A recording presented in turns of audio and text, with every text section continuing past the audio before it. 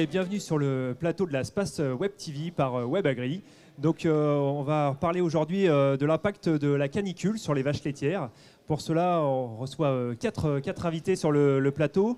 D'abord un agroclimatologue ainsi qu'un fabricant de matériel innovant pour les bâtiments d'élevage.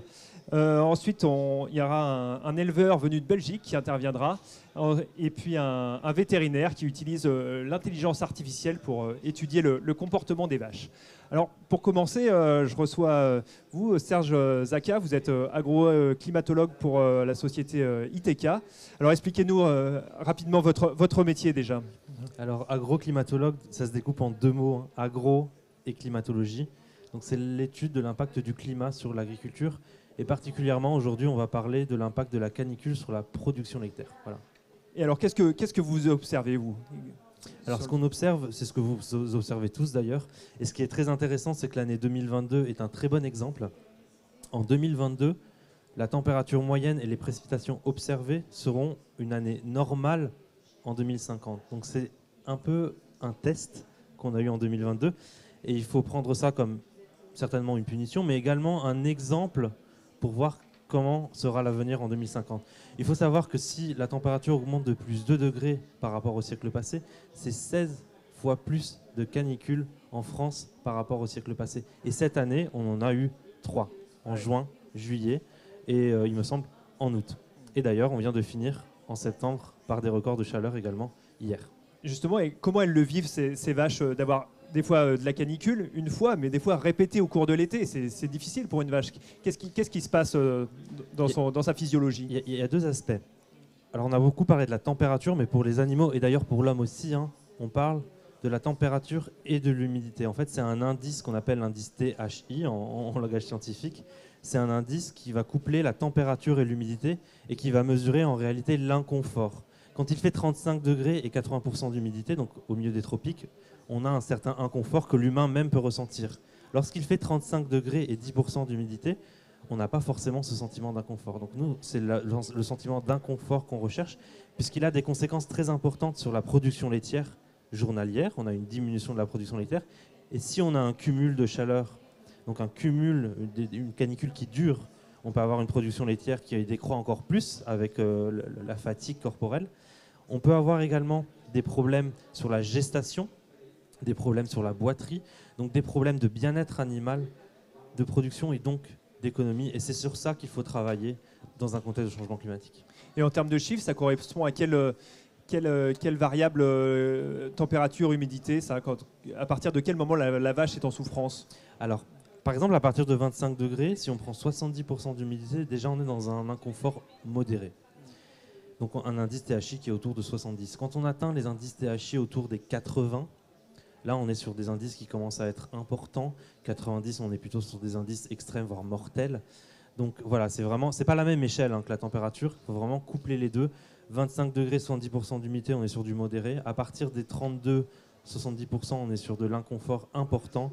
Et au-dessus de 35 degrés, quelle que soit l'humidité, on est quand même sur des valeurs assez extrêmes.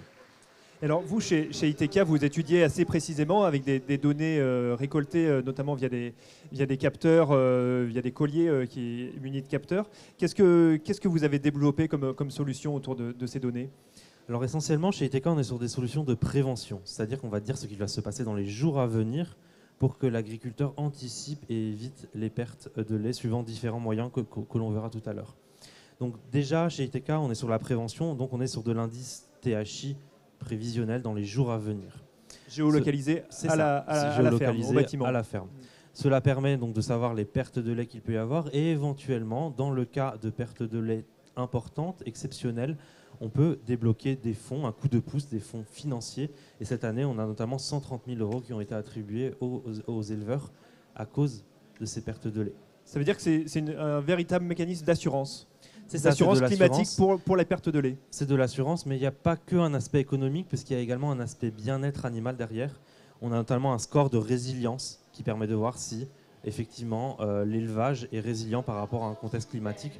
On compare la valeur classique de production et la valeur avec la canicule. Si on s'en rapproche, c'est que l'élevage est résilient, qu'il fait face à la canicule. Et là, on a un score. Donc, il y a à la fois de l'économie, du bien-être animal, et c'est des termes en fait qui doivent parler pour les consommateurs, hein, à la fois l'aspect économique et l'aspect bien-être. Au niveau d'un bâtiment d'élevage, quelles peuvent être les autres solutions pratiques pour protéger les vaches de la chaleur? Alors, il y a énormément de solutions et je pense que toutes ces solutions sont complémentaires. Les plus connus sont les brumisateurs, les ventilateurs. C'est un peu ce qu'on fait d'ailleurs pour nous, hein, chez nous-mêmes. On a un ventilateur brumisateur. Il y a d'autres solutions qui sont très intéressantes et il faut récupérer de la data et encore plus les analyser. Mais il y a déjà des chiffres qui sont très intéressants, notamment les matelas Bioré qu'on va parler tout à l'heure. Il y a également des modifications au niveau de la ration alimentaire. Par exemple, chez l'Allemand, il y a des introductions de levure, par exemple, pour modifier la ration alimentaire et augmenter l'efficacité de la digestion. Mais toutes ces solutions, ce sont des solutions qui sont des petites solutions, mais à additionner ensemble, la prévention, des solutions physiques, des solutions alimentaires, ça permet d'améliorer l'efficacité économique, mais également de préserver le bien-être animal. Et voilà, comme je le disais, c'est deux mots qui sont très importants dans un contexte de changement climatique. Merci, cher Jacques. Jean-Vincent Bioré, bonjour. Vous êtes à la tête d'une entreprise innovante. Et justement, sur ces questions-là que vous avez beaucoup travaillé. On connaît vos ventilateurs et vous avez aussi... votre cœur de métier, ça reste le matelas de logette. Et vous avez créé depuis déjà quelques années une solution qui s'appelle Aquaclim, avec de l'eau qui passe dans des matelas. Expliquez-nous pourquoi et quelle était l'idée du projet. Oui, tout à fait. Alors, premièrement, complètement d'accord avec Serge. Si on veut, il va falloir réussir à prendre l'intégralité des solutions proposées pour réussir à avoir une bonne adaptation au changement climatique, parce que c'est violent. Le thème, là, c'est canicule et vaches laitières. Et en fait, ce à quoi on fait face, c'est la récurrence, c'est-à-dire c'est plusieurs vagues de chaleur successives. Donc ça c'était pour remettre le sujet. Maintenant, donc Bioréagri, c'est une entreprise spécialisée dans le confort animal, le bien-être animal. On a développé l'Aquaclim, qui est un matelas à eau climatisant, parce qu'on a compris que non seulement il fallait une bonne circulation sanguine pour l'animal pour produire du lait, donc le matelas à eau répond à ce besoin physiologique. Et derrière, il fallait refroidir l'animal pour réussir à lutter contre ce stress thermique. Donc on a connecté ça à des puits, mais Emmanuel va nous en parler tout à l'heure parce qu'on a un essai et une petite anecdote sur ce sujet-là. Donc la fabrication, qu'est-ce qu'il y a à l'intérieur? Comment ça marche? La couche de confort, en fait, c'est du matelas humain usagé recyclé. Voilà, donc c'est recyclé à Joué-sur-Erdre dans le 44, Loire-Atlantique. Et ensuite, c'est un matelas à eau. Matelas humain, du matelas de literie, quoi. Du matelas de literie, exactement. Okay. C'est de l'éco-conception, du recyclage. Voilà. Et ensuite, on recouvre ça avec une toile en caoutchouc, où il y a de l'eau dedans, et ça fonctionne comme un plancher chauffant de maison. Et quand l'animal se couche dessus, ça aspire sa chaleur, ça climatise l'animal. C'est vraiment un échangeur thermique entre la source de chaleur qui est le ventre de la vache, la mamelle, là où beaucoup de flux sanguin passe aussi. Et c'est là qu'elle a besoin de se refroidir finalement. Et exactement. Disons que dans le métier, on dit que la circulation sanguine, c'est du lait, parce qu'il faut filtrer dans le pis 500 litres de sang pour réussir à produire 1 litre de lait. Donc là, une bonne circulation sanguine, c'est majeur. Mais effectivement, ce qu'il faut comprendre, c'est que la température de confort de l'humain, c'est 26 degrés Celsius. La température de confort de la vache laitière, c'est entre 5 et 7 degrés Celsius. Donc, quand nous, on a chaud, la vache, elle est en déstress thermique. Quand nous, on a froid, la vache, elle est bien. On a une différence de sensation. Du coup, pour adapter et donner les bonnes solutions à l'animal, il faut bien comprendre cette différence-là. Vous, c'est une solution. Alors, nous, on est là dans le contexte français avec nos petites canicules, mais vous êtes une société internationale et c'est un produit qui pourrait intéresser notamment des élevages à travers le monde ou qui connaissent des des vagues de chaleur beaucoup plus importantes que les nôtres? Alors effectivement, on est une petite multinationale familiale, en fait.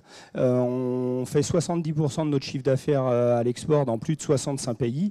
Et donc, on est obligé de s'adapter aux réalités de chaque terrain. Et le stress thermique qu'on a vécu cet été, il y a certains endroits, les climats continentaux connaissent ça tous les ans. Et effectivement, même là-bas, ça s'aggrave. Et donc, le matelas climatisant, ça va faire partie des outils où ça ne va plus être un choix. Il va falloir qu'on s'adapte, qu'on trouve des solutions, et l'aquaclim, c'est une solution. On va aller dans une région aride, la Belgique, donc, avec un de vos clients, Emmanuel Peters. Bonjour. Bonjour. Vous avez vous installé un nouveau bâtiment récemment et vous avez choisi cette solution de l'aquaclim. Expliquez-nous un peu l'idée du projet et pourquoi cette solution-là. Donc on est parti sur un bâtiment type serre, donc ventilé par les côtés et par le toit pour les vaches laitières. Et alors, on est parti par la suite pour le logement en aquaclim. Et qui dit serre dit excès de chaleur? Pas forcément. À l'intérieur? À l'intérieur. Non, pas d'excès de chaleur. On a mesuré la température au plus haut. Quand il a fait 40 dehors, il faisait 40 à l'intérieur. Donc c'est la même chose. C'est juste la différence du vent qui rafraîchit les vaches, quoi, dans le bâtiment. Et du côté des logettes, alors, pourquoi? Donc en matelas, au fait, j'étais déjà dans un ancien bâtiment logette Caillebotti en matelas à eau, mais c'est matelas à eau standard de chez Bioret. Donc j'étais resté dans l'optique de remettre la même chose, parce que voilà, ça fonctionnait très bien. Mais on est parti... En termes de confort, en termes de confort, c'est vraiment de portage, on va dire, de portance. Oui, de portance. Oui. Bah, de toute façon, ce qu'on voit même en humain, c'est le matelas haut pour les personnes affaiblies. On les voit aussi, c'est un peu la même chose. Donc pour les vaches, c'est ce que je trouvais le plus approprié, en tout cas de mon point de vue. Et suite à une rencontre avec Jean-Vincent Bioret, donc... il m'a expliqué l'idée de l'aquaclim que j'ai trouvé quand même très bien. Enfin voilà, l'idée me plaisait vraiment, quoi. Donc on est parti là-dessus. C'est un bâtiment qui date de quand? Qu'est-ce que vous avez pu essayer? Mise en route le 15 février de cette année. Donc voilà, tout est récent. À l'instant, 105 vaches à la traite. Donc on était déjà en logette aussi, hein, donc c'était pas un grand changement. Oui. Mais les différences ont été marquées avec les matelas. Alors comment ils fonctionnent chez vous ces matelas à eau? Donc dans notre système, dans le système à la maison, on prend l'eau d'un puits à la ferme et qu'on fait circuler dans les matelas et qui retourne dans le puits pour l'instant. Donc il y a une vanne à l'entrée de la ligne de logette, une vanne à la sortie. Il y a un circulateur à brancher et une vanne à ouvrir parce que l'étable est divisée en deux. Donc il y a deux vannes à ouvrir et un circulateur à brancher, quoi. C'est quelque chose que vous ouvrez que en période de forte chaleur, toute l'année? Comment vous fonctionnez? Comme on l'a dit tantôt, c'est assez nouveau, donc je m'adapte, j'apprends aussi. Ici, on avait voulu... donc on l'ouvre uniquement maintenant quand il fait plus de 25 degrés. Et on parlait du THI tantôt, j'ai un appareil pour mesurer le THI dans les tables. Alors comment ça s'est passé cet été? À quel moment vous avez commencé à l'allumer? J'ai commencé pour m'habituer un peu au mois de mai. Il commençait à faire 25 degrés. Pour chipoter, je vais dire, j'ai ouvert les vannes. Puis les températures sont restées plus ou moins stables. Et puis une petite anecdote, c'est que je me suis rendu compte à un moment que les vaches couchaient toujours du même côté dans les tables. Et je n'ai pas fait attention, j'ai mis du temps à comprendre, j'ai mis plus d'une semaine à comprendre et à me dire il y a quelque chose qui ne va pas, voilà. Et vous pensiez à quoi, des problèmes électriques Voilà, la première idée c'était électrique. Bon, on avait fait très attention à tout ce qui est la terre dans le bâtiment, à la construction et tout. Donc je ne voyais pas trop et puis au fait je me suis rendu compte à un moment donné que j'avais ouvert une vanne et pas les deux dans les tables pour la climatisation des vaches. Donc l'aquaclim fonctionnait du côté où les vaches se couchaient. Voilà. Du coup, vous avez ouvert les deux, vous avez pu inverser. Qu'est-ce que vous avez fait? Oui, donc je me suis dit, au début, je me dis, c'est pas possible, ça peut pas être que ça. Et en fait, donc j'ai tout coupé pour restabiliser le bâtiment. Puis j'ai rouvert de l'autre côté qui n'était pas allumé. Et en effet, ça s'est marqué de l'autre côté, quoi. Aujourd'hui, les vaches se répartient oui, maintenant, oui. Voilà. Ouais. Et qu'est-ce que vous avez pu remarquer justement pendant ces grosses périodes que vous avez pu connaître aussi en Belgique de canicule? Des vaches qui souffrent beaucoup moins de la chaleur. Avant, dans l'ancien bâtiment, on les voyait tous autour des bacs à eau, dans les passages où c'était un peu ventilé. Là, les vaches étaient beaucoup plus réparties dans le bâtiment et surtout beaucoup plus de vaches couchées coucher sur les matelas dans les logettes, quoi. Vous avez d'autres solutions dans le bâtiment ou c'est vraiment pour la chaleur, enfin un type humidificateur ou ventilation? Non, c'est tout naturel? On partait déjà sur un bâtiment un peu particulier, Ouais. sur un logement un peu particulier, et j'aime bien faire les choses par étapes, donc on verra si le brumisateur et le ventilateur vont devenir nécessaires ou pas. Là tout de suite, je tendance à dire que non, quoi. Et vous avez remarqué des baisses de lait quand même liées à cette chaleur ou moins qu'elle l'aurait fait potentiellement? Oui, moins, je suis sûr, moins que... Enfin, ils vont en parler, mais voilà, moins que si on n'avait pas le système. Mais on a tout récupéré très vite. Et oui, quand il fait 40 degrés, je pense qu'on peut danser sur notre tête. Il y a toujours un petit peu une perte de lait. Mais elles en ont beaucoup moins souffert que dans l'ancien bâtiment, en tout cas, ça c'est sûr. Ça veut dire que la récupération aussi est meilleure, quoi, ouais. après coup. Ah oui. Ça ne dure pas une semaine pour dire de récupérer. On parle de maintenant une journée ou quoi pour récupérer, quoi. C'est un investissement aujourd'hui que vous jugez utile, qui est pas gadget pour les années à venir quand on fait un nouveau bâtiment? Non, pour moi c'est un investissement d'avenir. Il faut encore des chiffres à travailler et encore des habitudes à prendre pour travailler avec l'outil. Mais oui, ça fait partie de l'avenir. Ça fait partie des solutions en tout cas. Merci Emmanuel Peters de votre témoignage. Et alors, cher Jacques, chez ITK, vous avez pu étudier les données fournies par plusieurs élevages pour comprendre les mesures d'atténuation du stress thermique, c'est ça? C'est ça, on a pu étudier les données fournies par plusieurs prestataires sur les matelas Biolay par exemple ou sur d'autres aspects d'atténuation de ces impacts caniculaires. Sur les matelas Biolay, ce qui est très intéressant, c'est qu'on a observé une très forte corrélation en fait entre l'effet de ces matelas et l'atténuation des pertes de lait. Il va falloir accumuler des données d'année en année sur plus d'événements caniculaires, sur plus bien sûr de fermes pour avoir quelque chose de solide au niveau statistique, bien sûr. Il faut plusieurs années en général pour sortir des données. Mais les premiers éléments sont très concluants sur cette atténuation des pertes de lait. Pour chiffrer, il va falloir encore attendre peut-être 1 an ou plusieurs canicules. Comment vous les avez collectées, ces données? Sous quelle forme? On les a reçues en fait de fermes qui utilisaient les matelas et des fermes qui n'utilisaient pas les matelas. Et puis on les a corrélés aux indices THI pour voir si effectivement, pendant les périodes caniculaires, lorsque le THI était élevé, on avait une perte de lait qui était réduite grâce au matelas Bioré. Donc avec une ferme témoin, une ferme expérimentale sur une même zone, c'est ça qui est exactement, c'est sur une même zone qui ont subi les mêmes températures, bien sûr, c'est toute chose égale par ailleurs, quoi. Comparer les troupeaux entre eux et les bâtiments entre eux. Bien entendu. Merci. On reçoit Quentin Garnier, bonjour. Vous êtes vétérinaire et à l'initiative du développement d'une intelligence artificielle pour regarder les vaches, comment elles évoluent dans le troupeau et les reconnaître grâce à leurs tâches. Alors ça s'appelle AirD. Et vous avez pu un peu mesurer l'impact de ce type de matelas climatisant sur les vaches laitières. Expliquez-nous. Oui, absolument. On a une solution qui permet de voir à chaque instant les vaches dans l'étable. On arrive à mesurer les différents comportements qui expriment ces vaches, donc tous les comportements, que ce soit l'alimentation, la prise de boisson, les interactions, mais aussi le temps qu'elles passent couchées. Et on sait où est-ce qu'elles vont passer leur temps couché.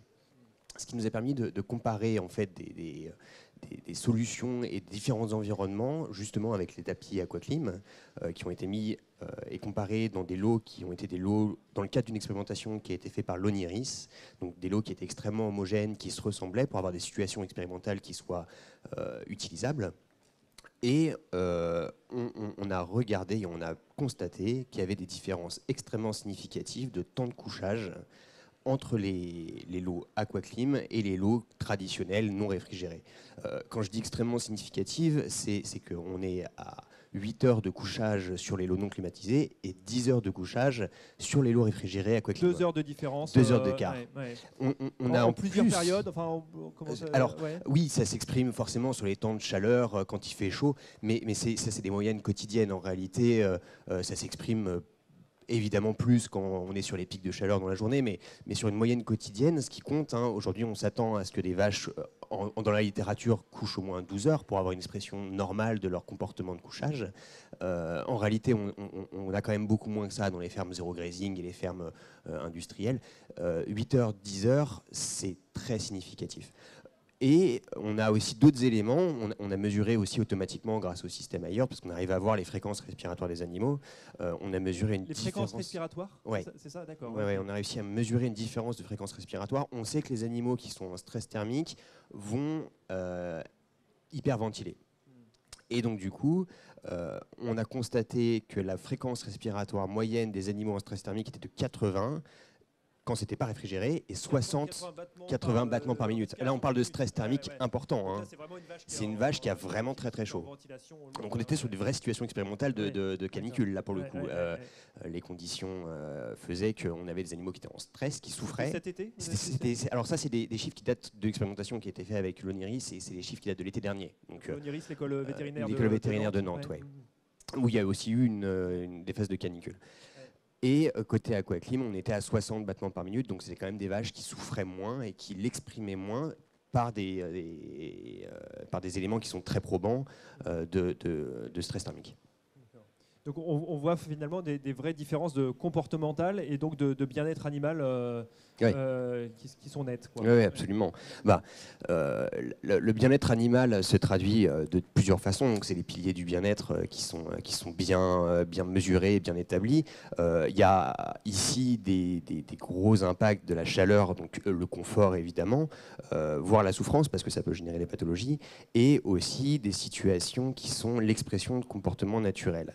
Typiquement, le couchage est un comportement naturel qui est très important chez le bovin. Les bovins vont préférer manger moins que prendre du temps sur leur temps de couchage. C'est un comportement qu'ils cherchent absolument à remplir. Le truc, c'est que pour se refroidir, ils ont besoin de se retrouver sur des surfaces fraîches. Donc un bovin qui est en stress thermique, il va se mettre sur son béton ou sur sa logette non réfrigérée, il va chauffer l'endroit. Dès que l'endroit est chaud, il va se lever pour aller se déplacer et se mettre à un endroit où il va espérer que ça soit plus frais. Se coucher dans l'air humide. Typiquement, c'est des scènes qu'on aperçoit en cas de canicule. On a les bovins qui vont se coucher dans les cabotis, qui vont se coucher dans les couloirs de raclage, ce qui pose d'autres problèmes, notamment de mammites et de santé. Donc effectivement, là, on est sur l'impact santé. Donc on voit l'impact que ça a d'être plus de temps debout. Ça a un impact sur la locomotion, sur les boiteries en particulier, donc des pathologies du pied, c'est des animaux très lourds sur des membres très étroits, donc dès qu'ils passent trop de temps debout, ça provoque des souffrances qui sont extrêmement importantes. Évidemment, ils se couchent n'importe où, donc ils ont des mammites, ils ont des pathologies aussi qui sont très douloureuses et qui ont un impact économique qui est extrêmement significatif. La locomotion, on parle les boiteries, on parle de 500 € par animal qui a un épisode de boiterie. Les mammites, les éleveurs savent bien que aussi c'est un impact économique qui est majeur, du lait qui est jeté, des traitements, voire même des cas de réforme. Et ça peut être un vrai trigger. On ne parle pas que de perte de production de lait, on parle aussi de perte de production d'animaux et de gestation et de temps productif. Ça a un impact sur tout l'éventail des pathologies. Et en plus de ça, ça a un impact sur le confort même de l'animal. C'est-à-dire que des situations de stress, quand nous on a trop chaud à 30 degrés, on est extrêmement inconfortable et ça provoque du stress. La vache, c'est encore pire. C'est des situations qui sont très délicates pour elle et tous les moyens de refroidissement sont aujourd'hui essentiels. Les tapis Buren, on a mesuré qu'il y a une différence très significative. Évidemment, les autres moyens étaient cités aussi sont importants et peuvent être conjugués. Ça a un impact, cette souffrance et ce stress, qui est aussi important pour la production laitière directement. C'est-à-dire que le stress, on sait que ça provoque des pertes de production. Le stress thermique, directement, fait que le lait est produit en moins grande quantité par le pied. Eh ben, on va terminer là-dessus. Je vous remercie, messieurs. Et puis, vous pouvez retrouver de nombreuses informations sur les sites des différents intervenants, sur webagri.fr, sur AIRD, sur le site de Bioré, d'ITK également. Et ben, merci à tous. Merci beaucoup. Merci.